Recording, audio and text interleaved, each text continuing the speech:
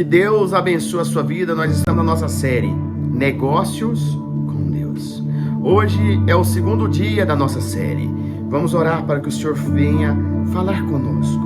Ó poderoso Deus, fale conosco através desta mensagem, Senhor. Dá-nos discernimento, eu te peço, em nome de Jesus. Amém. Segundo dia da palavra Negócio com Deus, da nossa série, Hebreus 11:1 diz, ora, a fé, ela é o firme fundamento das coisas que se esperam e a prova das coisas que não se vê. A fé é essa, é as coisas que você não vê, mas você espera. Hebreus 11:6, ora, sem fé é impossível agradar-lhe. Agradar a quem? Agradar a Deus. Porque é necessário que aquele que se aproxima de Deus creia que Ele existe e que é galardoador dos que o buscam.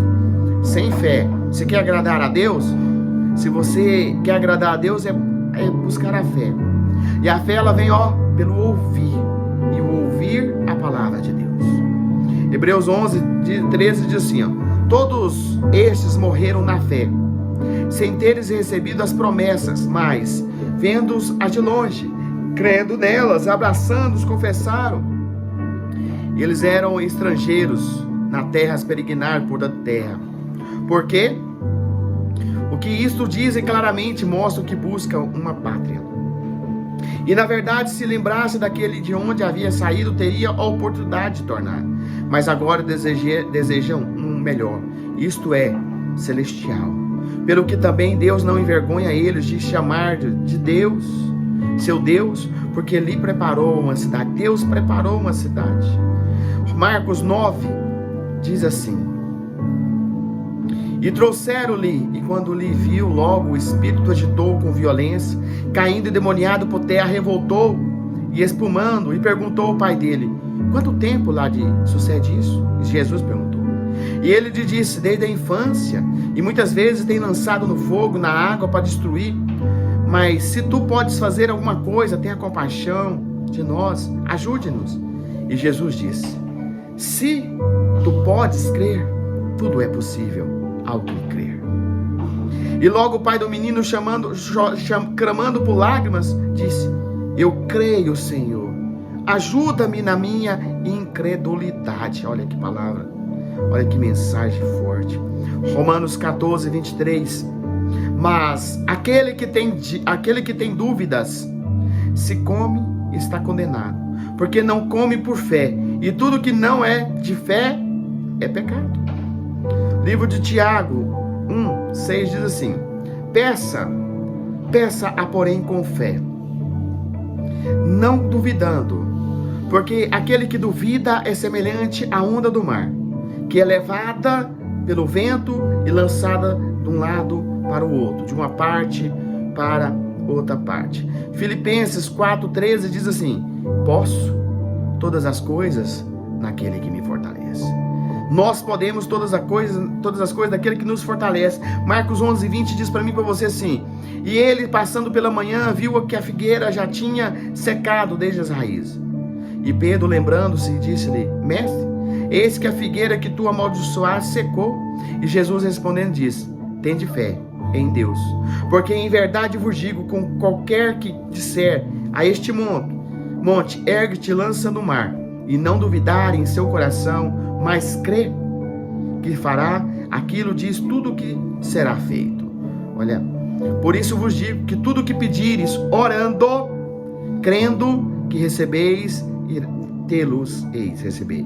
E quando estiveres orando, perdoais, se tendes algumas coisas contra alguém, para que o vosso Pai que está nos céus perdoe também as vossas ofensas. O livro de Mateus 7 diz, pedi e dai-vos, buscai e encontrai, batei e abri-vos, porque aquele que pede recebe, e o que busca encontra, e ao que bate é aberto. 1 Reis, Elias diz que Elias ele tem o sustento ali pelos corvos. Veja que Elias naquele momento ali, ele fez ali o fogo descer, consumiu os 450 profetas de Baal. E Elias, naquele momento, para fugir de Jezabel, foi para debaixo de um pé de zimbro. Elias ali pediu a morte, mas Deus o sustentou. Deus mandou levar água, mandou os corvos levar para ele o alimento. Os corvos que comem alimento, foi lá alimentar Elias. Não independente da sua fraqueza, da sua luta, há momentos de dificuldade, mas Deus é o Deus que nos levanta. Deuteronômio 8 diz assim, 8:15: quem te guiou por aquele grande e terrível deserto, serpentes ardentes, escorpiões, e de secura em que não havia água, e tirou a água para de ti rocha? Quem guiou? Quem pegou aquele povo e tirou? O nosso Deus. O que no deserto sustentou com maná, que teus pais não conheceram, para te humilhar e para te provar, para a fim de fazer o que é bem. E não digas no teu coração, a minha força, a minha fortaleza do meu braço, que adquiri este poder. O Senhor Deus estava advertindo que não é pela força do poder deles, mas pela força do nosso Deus. E o nosso Senhor, Ele vai dizer ali na multiplicação dos pães de João 6, que chega diante ali de Jesus, a multidão seguindo Jesus, ouvindo falar, a fama de Jesus correndo, e os discípulos chegam a Jesus: Senhor Jesus, está na hora de, vamos dispensar esse povo, não tem um alimento. Jesus pergunta: o que tens? Aí aparece um jovem com os peixinhos. Jesus ora, agradece e faz a multiplicação dos pães. O que tem que ser multiplicado na sua vida? O que precisa ser multiplicado, mudado na sua vida, para que você venha alcançar a grandeza de Deus, o poder de Deus sobre a sua vida? Porque o empresário, ele geralmente tem sucesso ao correr risco de montar um negócio, carga tributária, funcionários, impostos. Como cristão, porém, a nossa conexão com Deus, nosso maior investimento é essa. Como cristão, nosso maior investimento é investir no Senhor, é buscar o Senhor,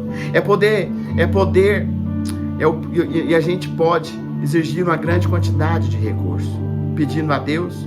De fato, requer que Ele tenha percebido como isso.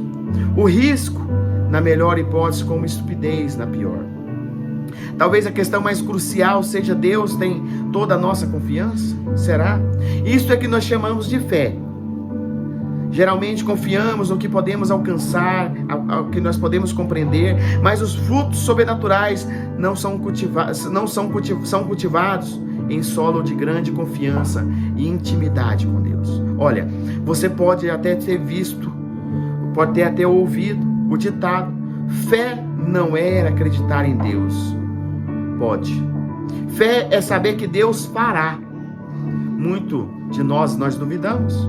Ignoramos as nossas dúvidas, mentindo para nós mesmos sobre as dúvidas que realmente temos. Nós duvidamos que Deus está no controle e duvidamos o quão confiável realmente Ele é. Jesus, Ele é claro para mim e para você, não teve essas dúvidas. Ele confiou totalmente em Deus totalmente, se mostrou todas as vezes. Talvez você conheça pessoas assim. Elas oram a Deus, sempre mostra para elas, e de fé, e a fé delas continua fazendo essas pessoas crescer. Olha, é importante lembrar que Jesus era completamente íntimo de Deus. Eu sugiro uma coisa: se achamos difícil confiar em Deus, então vamos ter conversas de humildade, honestas com Deus sobre isso. Nós temos que desenvolvermos uma vida de oração. Muito melhor a Deus, Ele vai responder a nossa oração com a nossa honestidade, a nossa humildade, como a de criança, aquela que procura, que acha.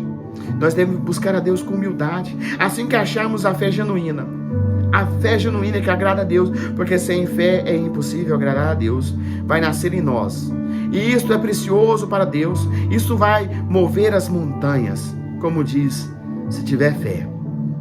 Assumir risco com Deus permite que a sua graça se manifeste, a graça de Deus, de formas radicais. Israel viu o maná cair, viu a água brotar da rocha, porque seguiu a Deus. Maridos, esposas, filhos e gados, até o deserto árido, estéril.